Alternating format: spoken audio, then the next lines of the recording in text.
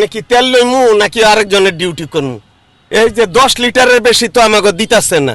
দেখেন পরিবার মাজারের হেনতানে শুরু হয়েছে, এই যে এই পর্যন্ত 10টা বাজে, এই যে ওখানে কয়টা বাজে দেখেন ওখানে সিরিয়াল পাইনি। এত কষ্ট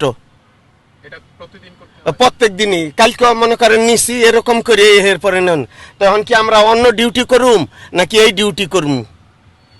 ও সমস্যা না, ওখানে মনে করেন একজনরে দুইজন একজনরে দিয়েছি, ওখানে আরেকজনরে তো দিতে পারলাম না, কি করবো? ওখানে ওখানে কি তেল লইমু নাকি আরেকজনের ডিউটি করমু?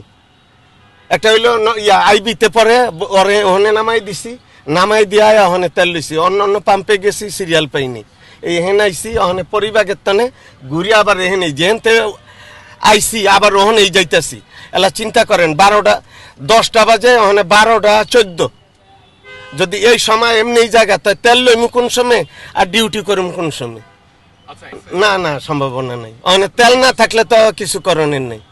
মালিক কি করব? ওখানে মালিক তো কইছে যে যদি তেল লইতে পারো ল, আর নাইলে তো কিছু করণের নেই। দেহ দুই এক জায়গায় গেলে যদি পাইলে তো ভালো। হ্যাঁ, কিলিগা পরিবারের তনে ঘুরিয়া এদিকে আইসি, এলা চিন্তা করেন কম কষ্ট হয় নাই।